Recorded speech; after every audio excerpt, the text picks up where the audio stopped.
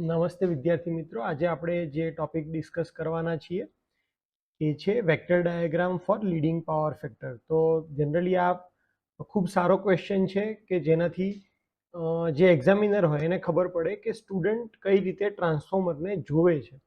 અને એટલા માટે દરેક એક્ઝામમાં લગભગ તમને આ ક્વેશ્ચન જોવા મળે જ છે કે વેક્ટર ડાયાગ્રામ ડ્રો કરો ટ્રાન્સફોર્મરનો લીડિંગ પાવર ફેક્ટર સાથે, લેગિંગ પાવર ફેક્ટર સાથે અથવા તો યુનિટી પાવર ફેક્ટર સાથે. વેક્ટર ડાયાગ્રામ જોતા પહેલાં થોડીક બેઝિક વસ્તુઓ સમજવી જરૂરી છે જે તમારું અન્ડરસ્ટેન્ડિંગ બહુ ક્લિયર કરી દેશે અને તમે વસ્તુઓને ગોખવાની જગ્યાએ સમજતા શીખશો. જેમાં સૌથી પહેલી વસ્તુ છે કે તમે લીડિંગ પાવર ફેક્ટર કોને કહો છો એ સમજો. જ્યારે તમે ટ્રાન્સફોર્મરમાં લોડ કનેક્ટ કરો છો તો લોડના બેઝિક 3 નેચર હોઈ શકે છે. એક તો રેઝિસ્ટિવ, બીજો ઇન્ડક્ટિવ અને ત્રીજો કેપેસિટિવ. જો તમારો લોડ રેઝિસ્ટિવ હોય તો યુનિટી પાવર ફેક્ટર આવશે. જો લોડ ઇન્ડક્ટિવ હોય તો લેગિંગ પાવર ફેક્ટર આવશે અને લોડ કેપેસિટિવ હોય તો લીડિંગ પાવર ફેક્ટર આવશે. તો અત્યારે આપણે જે લીડિંગ પાવર ફેક્ટર માટે ડાયાગ્રામ ડ્રો કરવો છે એનો મતલબ કે તમારો લોડ કેવો છે, કેપેસિટિવ લોડ છે. અને એટલા માટે વેક્ટર ડાયાગ્રામ જ્યારે તમે ડ્રો કરશો તો તમને એ ખબર હોવી જોઈએ કે વેક્ટર જે આપણે ડ્રો કરીએ છીએ વોલ્ટેજ અને કરંટના, એ હંમેશા પહેલી વાત કે એન્ટી ક્લોકવાઇઝ ડાયરેક્શનમાં ફરે છે. બરાબર, એન્ટી ક્લોકવાઇઝ ડાયરેક્શનમાં ફરે છે એનો મતલબ લીડિંગ પાવર ફેક્ટરમાં આપણે આપણી સિસ્ટમમાં વોલ્ટેજ ફિક્સ છે અને કરંટ વધઘટ થયા કરે છે ડિપેન્ડિંગ અપોન લોડ. અને એટલા માટે કરંટની પોઝિશન ડિસાઇડ કરે છે કે તમને લેગિંગ કન્ડિશન આપી છે કે લીડિંગ. જો કરંટ આગળ હોય અને વોલ્ટેજ પાછળ હોય, જેમ કે અત્યારે દેખાડ્યું છે, તો એને કહેવાશે લીડિંગ કન્ડિશન. લીડિંગ કન્ડિશનમાં કરંટ હંમેશા આગળ, વોલ્ટેજ પાછળ. તમે જુઓ કે આ એન્ટી ક્લોકવાઇઝમાં બંને ફરતા હોય તો પહેલાં કોણ આવશે? કરંટ આવશે. એટલે કરંટ પહેલાં આવે છે, કરંટ આગળ છે, વોલ્ટેજ પાછળ છે, એટલે આને કહેવાશે લીડિંગ પાવર ફેક્ટર. એટલે આપણે જે ડાયાગ્રામ ડ્રો કરશું એમાં તમે આ જે તમારો I2 કરંટ છે એ લીડ કરતો હશે કોને?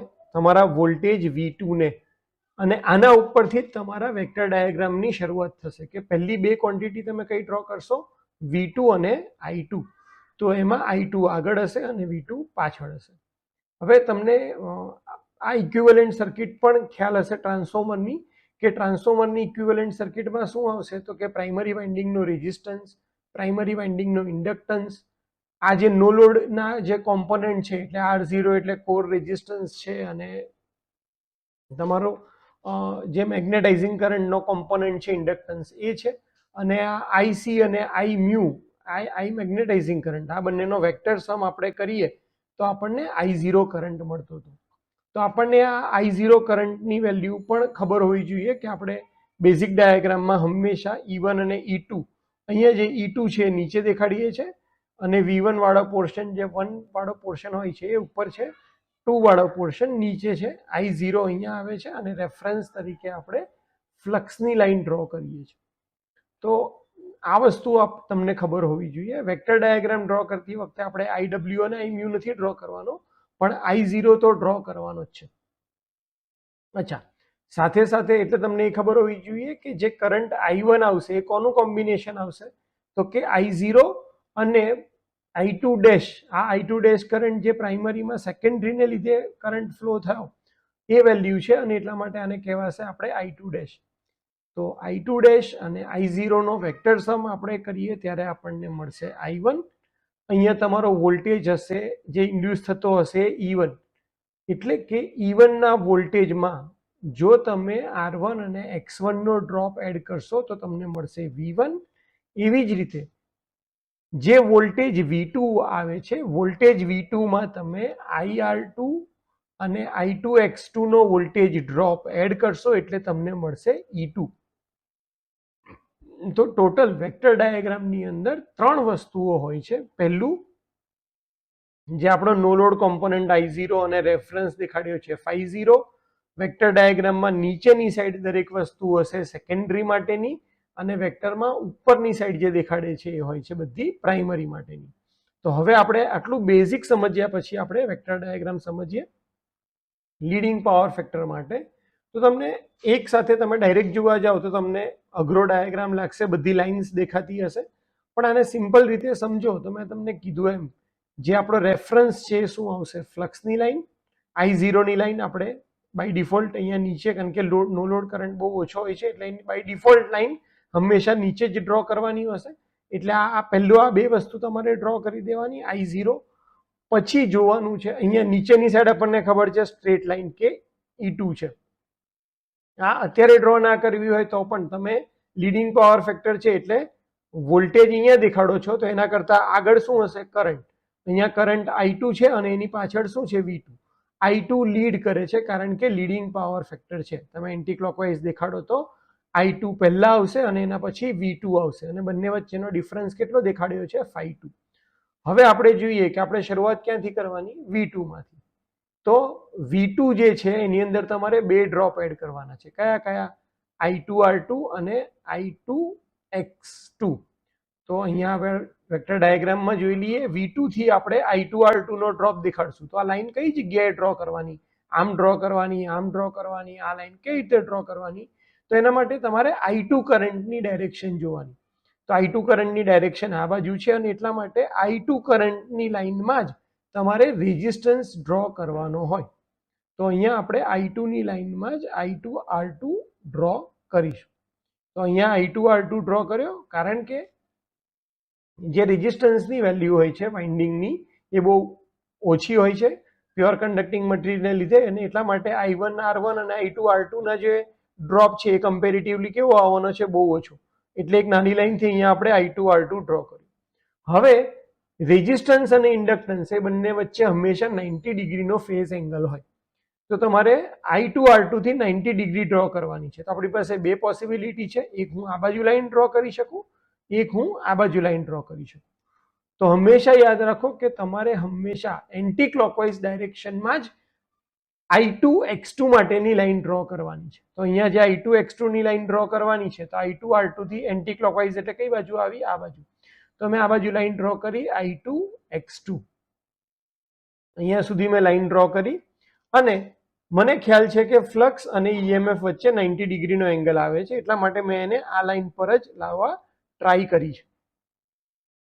આ જે તમારો એન્ડ પોઈન્ટ આવે તો V2 નો સ્ટાર્ટિંગ પોઈન્ટ અને અહીંયા આ જે પોઈન્ટ તમારો પતે છે આ બંનેને તમે જોઈન કરો તો આ વચ્ચે જે ડોટેડ લાઈન દેખાડી છે આપણી શું કહેવાશે?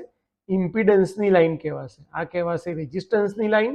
એનાથી 90 ડિગ્રી. ક્યાં 90 ડિગ્રી ડ્રો કરવાની? Anti clockwise side 90 degree draw કરવાની. એ આવશે તમારી ઇન્ડક્ટન્સની લાઈન અને અહીંયા જે આવશે ઇમ્પિડન્સની લાઈન. એટલે તમને અહીંયા E2 ની વેલ્યુ મળી જશે. એટલે આપણો બીજો પોર્શન, પહેલો પોર્શન આપણે શું ડ્રો કર્યો? I0 ડ્રો કર્યો અને ફ્લક્સ અને અહીંયા V2 અને લીડિંગ પાવર ફેક્ટર છે એટલે કરંટ આગળ દેખાડ્યો. અને છેલ્લે આપણને કયો પોઈન્ટ મળી ગયો? E2. હવે E2 અને E1 બંને EMF ઇન્ડ્યુસ જ છે એટલે બંને એક જ લાઈનમાં આવે.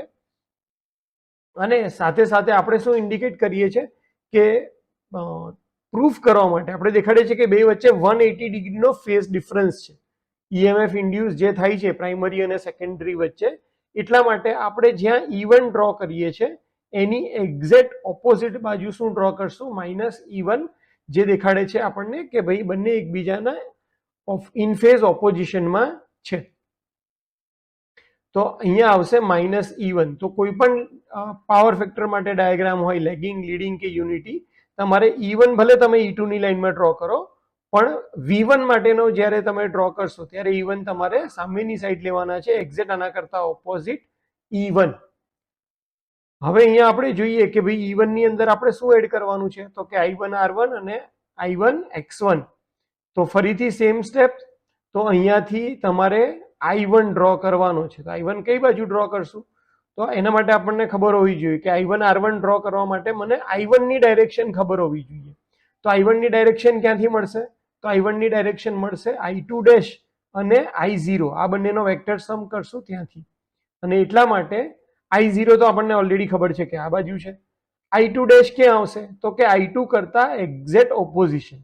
પ્રાઇમરી અને સેકન્ડરીની ક્વોન્ટિટી આપણે ઇન ફેઝ ઓપોઝિશન દેખાડીએ છીએ એટલે I2 કરતા એક્ઝેક્ટ ઊંધી બાજુ શું આવશે? I2. આપણને એ ખબર પડ્યા બાદ કે I0 અને I2' એ બંનેનો વેક્ટર સમ આપણને I1 આપે છે, તો આપણે I2' ક્યાં ડ્રો કરશું? તો કે જ્યાં તમારું I2 હશે એની એક્ઝેક્ટ ઓપોઝિટ બાજુ આપણે I2 ડ્રો કરવાનું છે. એટલે I2 અને I0 આ બંનેથી પેરેલલ લાઈન ડ્રો કરશું તો આપણને મળી જશે I1. હવે વાત આવે કે ઉપર V1 કઈ રીતે મેળવવી. તો આપણે સર્કિટ ડાયાગ્રામમાં જોયું છે કે E1 જે છે એમાં તમે I1 R1 અને I1 X1 નો ડ્રોપ એડ કરો તો તમને શું મળી જાય છે V1. અને એટલા માટે આપણે શું કરીશું તો કે અહીંયા જે માઇનસ E1 છે, તમે E1 ની એક્ઝેક્ટ ઓપોઝિટમાં માઇનસ E1 જે લીધું છે, આ માઇનસ E1 માં તમારે I1 R1 ની લાઈન ડ્રો કરવાની છે. તો આ I1 R1 ની લાઈન ક્યાં ડ્રો કરશું તો કે આ I1 કરંટ છે એની લાઈનમાં જ, એને પેરેલલ જ. એટલે અહીંયા આપણે I1 R1 ની નાની લાઈન ડ્રો કરશું. કેમ? કારણ કે R1 ની વેલ્યુ બહુ ઓછી હોય છે ને એટલા માટે I1 R1 ડ્રોપ નાનો હોય છે.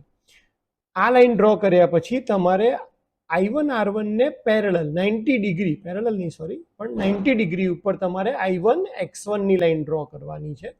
તો I1 X1 નો ડ્રોપ જે છે એ કઈ બાજુ ડ્રો કરશું તો આપણે હંમેશા કીધું એમ કે એન્ટી ક્લોકવાઇઝ બાજુ તમારે જોવાનું.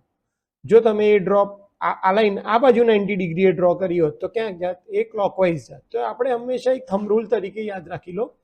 સમજવા માટે તો આપણે ડિટેલમાં ક્લાસરૂમમાં એક્સપ્લેન કરીએ જ છે, પણ અત્યારે આપણે એક્ઝામ પોઈન્ટ ઓફ વ્યૂ તૈયારી કરી રહ્યા છે અને એટલા માટે યાદ રાખી લો જો તમને યાદ ના રહેતું હોય તો, કે તમારે હંમેશા I1 R1 ડ્રો કર્યા પછી એન્ટી ક્લોકવાઇઝ બાજુ 90 ડિગ્રી ઉપર I1 X1 ની લાઈન ડ્રો કરવાની છે.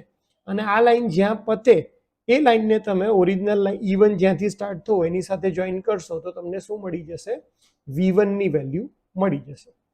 તો V1 ની વેલ્યુ મળી જાય અને તમે I1 R1 ની લાઈન જ્યાંથી શરૂઆત કરી એની સાથે તમે આ V1 વાળી લાઈન ડોટેડ લાઈન જે તમે ડ્રો કરો છો એ લાઈન ઓળખાશે I1 Z1 ઇમ્પિડન્સની લાઈન.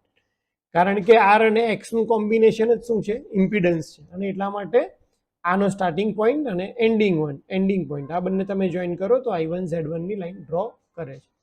તો આ રીતે જો તમે એને 3 પાર્ટમાં યાદ રાખશો તો તમારી વસ્તુઓ બહુ ઇઝી થઈ જશે. કે વેક્ટર ડાયાગ્રામનો રેફરન્સ આપણે ફ્લક્સ લેવાનો છે કારણ કે ફ્લક્સ તમારો કોન્સ્ટન્ટ રહે છે.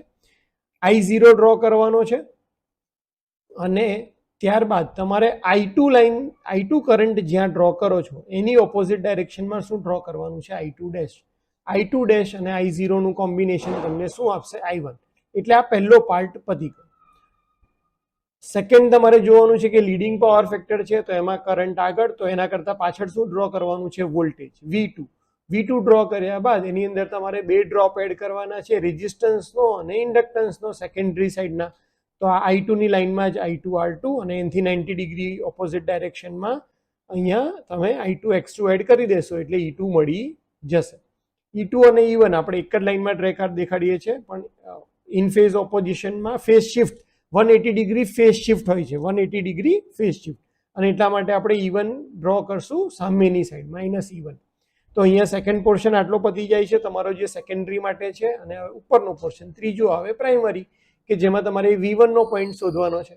તો E1 ની અંદર I1 R1 નો ડ્રો એડ કરશો અને 90 ડિગ્રી I1 X1 નો પોઈન્ટ ડ્રો કરશો તો અહીંયા તમને મળી જશે V1 વાળો પોઈન્ટ. જ્યારે તમે 0 અને આ પોઈન્ટને કનેક્ટ કરશો I1 X1 વાળાને તો તમને V1 મળી જશે. તો આવી રીતે 3 પાર્ટમાં તમે કોઈ પણ વેક્ટર ડાયાગ્રામને સમજી શકો છો. કે હોપ કે તમને આ વિડીયો ખ્યાલ આવ્યો હશે. કદાચ જો તમે આગળ રિફર નહીં કર્યું હોય, લેક્ચર પ્રોપર નહીં ભર્યા હોય તો તમને ડિફિકલ્ટી પડી શકે. તો એના માટે મારી એક જ એડવાઇસ છે કે તમે 2-3 વખત આ વિડીયોને જુઓ. એવું હોય તો તમે વિડીયોની સ્પીડ જે છે એ 1.25 અથવા 1.5 કરી દો. પણ જે રીતે હું સ્ટેપમાં બોલતો ગયો છું એવી રીતે તમે ડાયાગ્રામ જાતે ડ્રો કરો. ખાલી વિડીયો જોવાથી વસ્તુ સમજ નથી પડવાની, તમારે જાતે તમારી નોટ્સ બનાવવી પડશે. તો જ તમે ગોખ્યા વગર આરામથી આ સબ્જેક્ટને સમજી અને સારા માર્ક્સે પાસ થઈ શકશો. તો હોપ કે તમે આ વિડીયો 2-3 વખત જોશો, તમારી નોટ્સ બનાવશો અને એના ઉપરથી ડાયાગ્રામને ડ્રો કરવા ટ્રાય કરશો. Thank you so much.